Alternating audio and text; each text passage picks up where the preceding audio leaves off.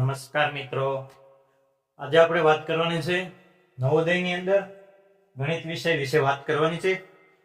આજે આપણે નવોદયની અંદર ગણિતમાં કેટલા મુખ્ય પ્રકરણો હોય છે, કેટલા મુખ્ય ચેપ્ટરો હોય છે, એની આજે આપણે ડીપલી ચર્ચા કરવાની છે.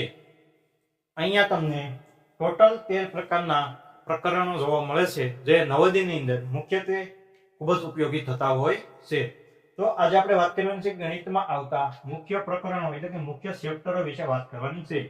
નવોદયની અંદર 13 પ્રકારના આટલા 13 ચેપ્ટરો જે છે જે અતિ ઇમ્પોર્ટન્ટ ગણાય છે. બાકીના 3-4 છે જે પરીક્ષામાં પૂછાય એવા ઓછી શક્યતા રહેલી છે, એટલા માટે અહીંયા લખેલા નથી. તો આપણે વાત કરવાની છે પ્રકરણ. તો સૌપ્રથમ આવે છે સંખ્યા પદ્ધતિ. સૌપ્રથમ ગણિતની અંદર પ્રકરણ આવતું હોય તો એ આપણે આવે છે સંખ્યા પદ્ધતિ. પ્રકરણ નંબર 2 એની પછી આવે છે લસાઅ અને ગુસઅ. લસાઅ ગુસઅનો મતલબ લઘુત્તમ સામાન્ય અવયવી અને ગુરુત્તમ સામાન્ય અવયવી જોવા મળે છે. એની પછી આવે છે રાશિઓનું માપન. ત્રીજા ચેપ્ટરની અંદર રાશિઓનું માપન કરવાનું આવે છે, એ પણ પરીક્ષામાં પૂછાઈ શકે છે. ચોથા નંબરનું ચેપ્ટર જે છે વર્ગ અને વર્ગમૂળ, ઘન અને ઘનમૂળ, આ પણ ઘણીવાર પરીક્ષાની અંદર પૂછાઈ ગયેલું છે, એટલા માટે અહીંયા લખેલું છે. એની પછી આવે છે સરાસરી.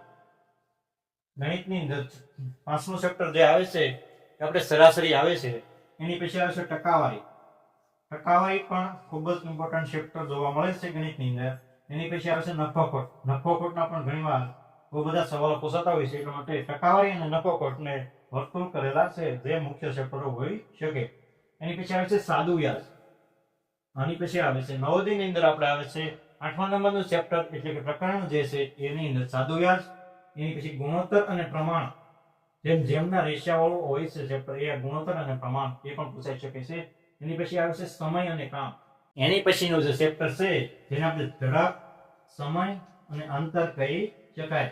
11મા નંબરનું જે ચેપ્ટર છે એને આપણે ઝડપ, સમય અને અંતર કહી શકાય. એની પછી આવે છે પેટર્ન. 12મા નંબરનું જે ચેપ્ટર મુખ્ય છે જે એનું નામ છે પેટર્ન. એની પછી આવે છે ક્ષેત્રફળ, પરિમિતિ અને ઘનફળ.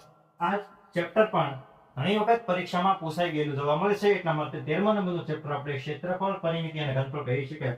તો આટલા પ્રકરણો જે છે એ આપણે નવોદયની પરીક્ષા પાસ કરવા માટે મુખ્ય ઉપયોગી ગણાય છે. આની વગરના બીજા ચેપ્ટરો કોઈ આપણે કરવાના થતા નથી. આટલા ચેપ્ટરો જો તમે કરેલા હશે તો તમને પરીક્ષામાં ખૂબ જ સરળતા રહેશે. આટલા ચેપ્ટરોમાંથી કોઈ પણ સવાલ પૂછવાની શક્યતા હોય તો તમને આવડી જાય.